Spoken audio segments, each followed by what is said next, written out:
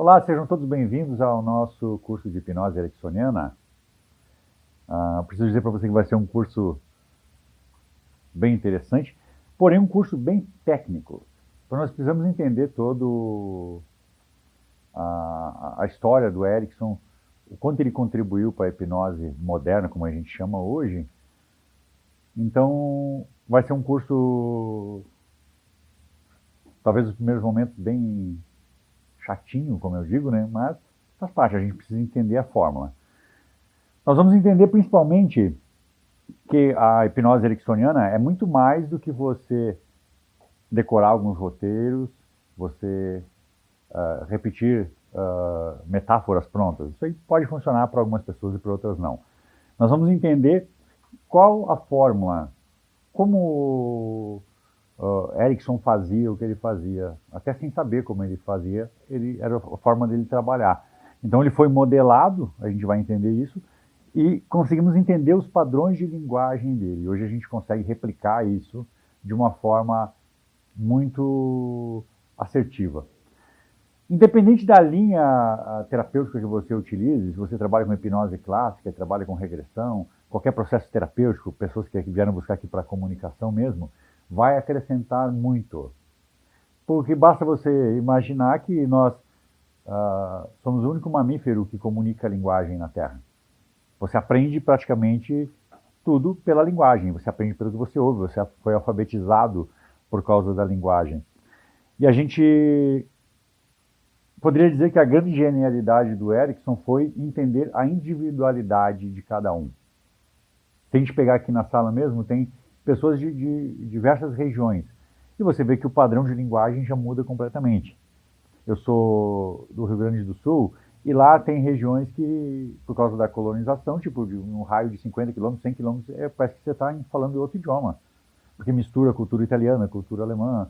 Tem aqui, a gente está próximo a Minas, você pega o pessoal que é mais, pro mineiro tem uma gíria, o pessoal que é mais paulista, cada lugar.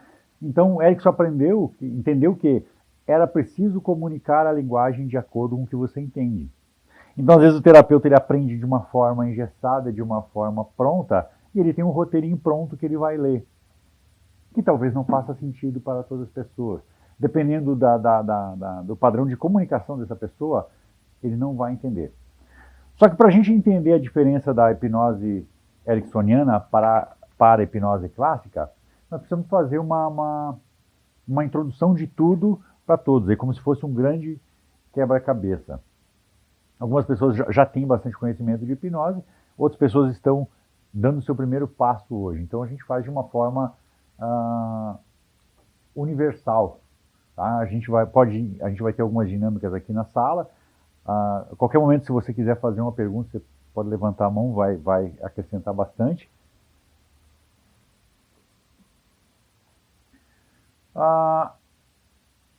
Quando a gente fala hipnose, a maioria das pessoas tem uma ideia totalmente distorcida. Se imagina algo completamente dissociado, uma experiência fora do corpo, uma experiência espiritual, talvez. Isso aí não é hipnose. A hipnose é muito mais um estado particular de cada um, uma experiência interna. Durante o transe, é muito difícil a gente descrever o que seria o transe, porque é um transe particular. Tem pessoas que conseguem visualizar, quem tem facilidade de produzir mais, pessoas mais sinestésicas vão sentir mais o processo. Mas o fato é que ninguém fica fora do corpo, ninguém alucina.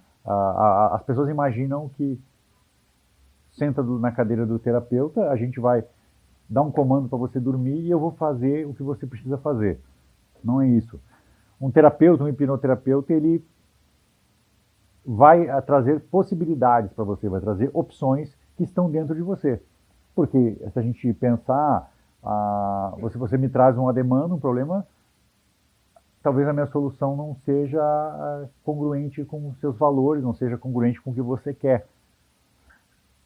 Para mim, de forma dissociada, é muito mais fácil resolver a sua questão. Né? Eu olho de fora, eu não tenho assim, perdoa o seu pai, seu irmão. Para mim é muito mais fácil porque eu não tenho vínculo nenhum com ele.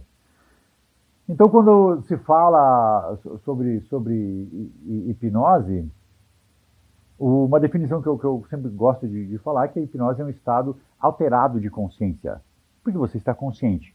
Quando termina a sessão, a pessoa diz para você, eu estava consciente. Estado alterado de consciência, eu estava aqui o tempo todo. Óbvio, você não vai para lugar nenhum. A experiência com a hipnose muitas vezes chega a ser decepcionante. Porque a pessoa imagina que quando a gente toca a testa da pessoa e fala a palavra durma, algo mágico acontece, ela vai para outro lugar, e não é nada disso. A pessoa está ali presente.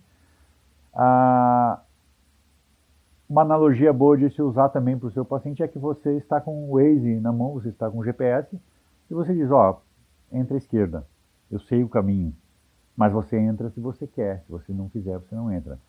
Então, o hipnoterapeuta ele vai trazer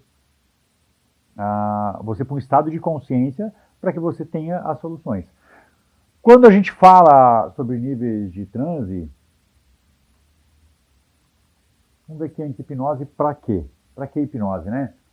Ela, para o nosso propósito de terapeutas, de hipnoterapeuta, ela entra como um contexto terapêutico, como uma ferramenta terapêutica. Quando a gente fala hipnoterapia, a hipnose entra como uma ferramenta terapêutica dentro do processo terapêutico. A gente quer fazer terapia, a gente quer resolver as demandas, a gente não quer fazer hipnose propriamente, só vamos fazer hipnose. O cara entrou em transe, sei lá, colou o dedo, qualquer coisa que você faça, mas se após o processo ele não resolver as suas demandas, adiantou tanto quanto nada. Então, poderia dizer, a gente diz que há hipnose sem terapia e há terapia sem hipnose. Mas eu penso que se há terapia e ela tiver um resultado, ela vai ter positivo ou negativo, ela vai ter um resultado. Sempre que tiver um resultado, uma mudança de comportamento, houve hipnose. Por que a hipnose busca? Uma mudança de comportamento, de preferência positivo, é claro, né? Que até uma mudança negativa é uma mudança. Então, a gente fala diversas escalas de níveis de transe leve, sonambúlico, SDAIL, tantos outros. Quando, na verdade, eu penso que isso pouquíssimo importa. Nesse curso a gente vai trabalhar muito com padrões de linguagem.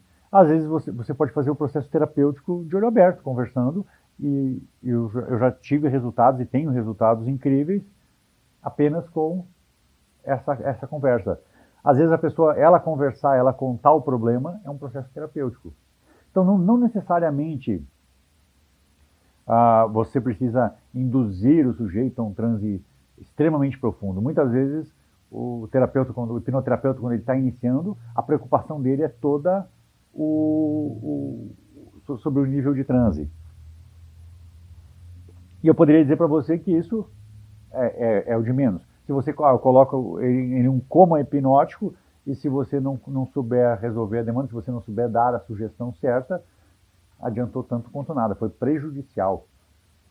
Então, quando você está em outro nível, como a maioria aqui já está, que já são terapeutas que trabalham, pessoas que já têm conhecimento, o que a gente menos se preocupa é com o nível de transe. Imagine que você domina um nível de transe profundo, você domina esse nível de transe, você vai levar o sujeito a uma regressão, e se você não tiver linguagem, não tiver ferramentas para resolver, você vai piorar o caso ainda. Porque você vai associar ele àquela cena, àquele evento, ele vai reviver aquilo tudo, e se você não tiver ferramentas para resolver, e com o padrão de linguagem, você vai ter ferramentas de sobra, porque é um kit de ferramenta infinito. Ele não vai ter, não é algo limitado. Ele vai ser ajustado o tempo todo. Por isso que se fala que a terapia do Erickson seria a terapia sob medida.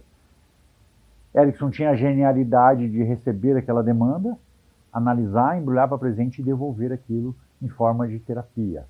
E é isso que a gente vai aprender. Inicialmente, eu confesso para vocês que é bem complexo e complicado, até confuso de entender. Tipo, o Léo mesmo, no primeiro curso que estava aqui, tinha mais gente que estava aqui no curso de regressão, eu faço uma pequena introdução sobre esse curso. Inicialmente é bem confuso de você entender, mas daqui a pouco quando você entende aquilo, acende uma luz e aquilo está sempre funcionando na sua mente, tá? Quando a gente trabalha com essa linha de hipnose clássica, eu divido sempre ela em oito passos dessa hipnose. Seria um pré-talk, o rapport, IS7, pseudo-hipnose, indução, aprofundamento, sugestão e despertar. O pré-talk, a gente vai utilizar ele sempre. O pré-talk é, como diz ao pé da letra, eu estou dizendo tudo o que vai acontecer. Imagina se eu faço uma anamnese no meu paciente no primeiro momento, fecha os olhos, durma. Não vai rolar. Ou ele vai dizer que não aconteceu nada, porque ele tinha, daqui a pouco,